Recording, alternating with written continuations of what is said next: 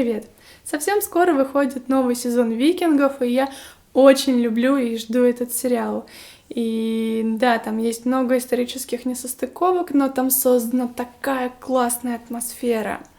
Я, в принципе, у себя на канале уже рассказывала, за что я люблю этот сериал, сидя в этой же кофте. А сегодня я хотела бы поделиться с вами реализацией одной из своих старых задумок.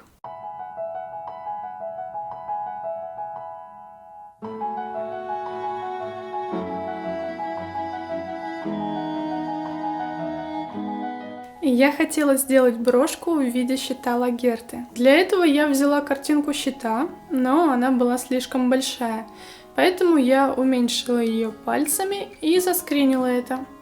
Теперь размер подходящий. Ставлю яркость на максимум и загораживаюсь от света. Теперь изображение можно срисовать, не сильно нажимая карандашом. Да, в принципе, картинку можно распечатать и тем самым очень упростить себе жизнь. Но такая возможность есть не у всех. И, во-первых, мне хотелось показать способ, как можно действовать, если нет принтера, а во-вторых, я просто не успела вовремя распечатать эту картинку. Поехали дальше. Теперь подкорректирую рисунок. Стаканчик оказался слишком большим. Коробочка тоже. Короче, я решила попытаться сделать это от руки. Я хотела еще раз воспользоваться техникой, с помощью которой сделала буквы в травнике. Продавливание глины с помощью бумажки. Вырезаю элементы. И они все-таки получились несимметричные.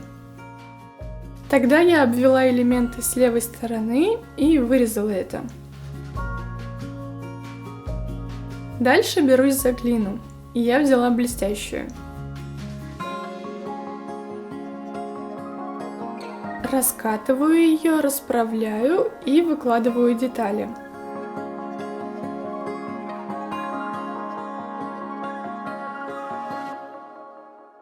Но все равно они были разные и рисунок не сходился.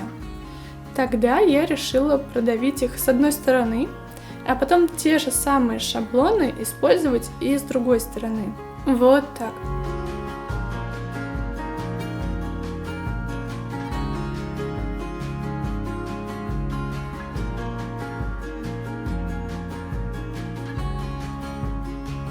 Как видите, правая сторона получилась явно лучше. На это может быть две причины.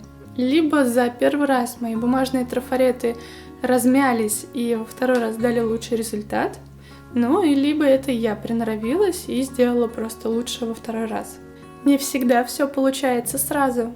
Я отрезала небольшой кусочек глины и сделала центральную бабышку.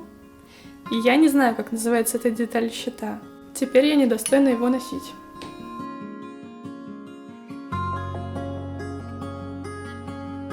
И посмотрела я на то, что у меня получилось, и все-таки решила попробовать сделать еще раз все то же самое, в надежде, что второй щит будет выглядеть лучше.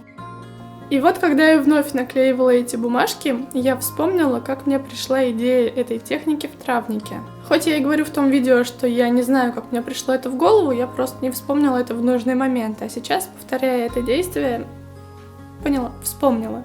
Изначально я хотела просто приклеить тогда трафарет к глине, но когда я его разглаживала пальцем, я заметила, что бумажка чуточку продавилась в глину. И решила я уж продавить его так, продавить тогда, конкретно так. Ну и сейчас повторила это. Во втором варианте щита я решила сразу приклеить бабушку в центр, чтобы ориентироваться в дальнейшем на нее, чтобы она точно совпадала с размером и смотрелась более целостно с щитом.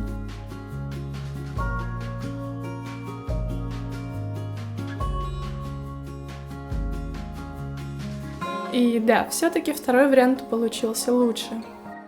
Я вырезала контур на глаз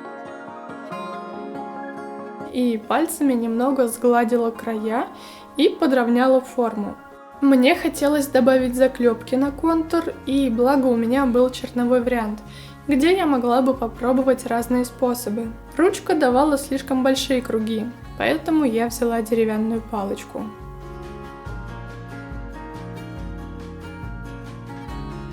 После запекания я решила немного подкрасить основу сухой кистью черным акрилом. И дальше можно было заполнять углубление смолой. Я заранее, за несколько часов, смешала смолу, чтобы она загустела и не растекалась у меня. Поэтому теперь я просто окрашу ее. И я беру акрил и перламутровый пигмент. Пигмента добавляю немного, чтобы лишь чуть-чуть добавить блеску. И аккуратненько заливаю.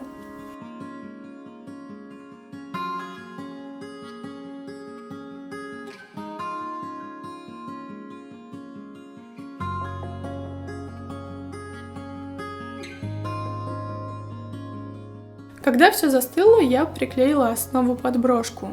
Я беру уф-смолу, потому что ею это можно сделать очень быстро, ну а так в принципе подойдет любой клей или даже эпоксидная смола.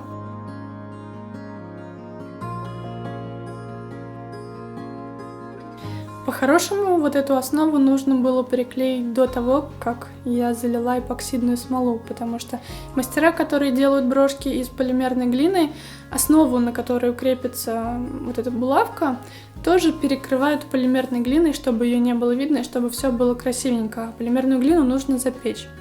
Но я делала это для себя, поэтому мне не важно, какая там будет изнанка.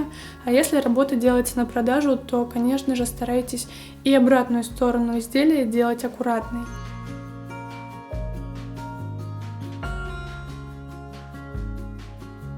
Довольно простая брошка получилась, но этим видео я хотела с вами поделиться еще и способом сочетания полимерной глины и эпоксидной смолы как эмали. Поэтому, надеюсь, это видео было для вас интересным и полезным.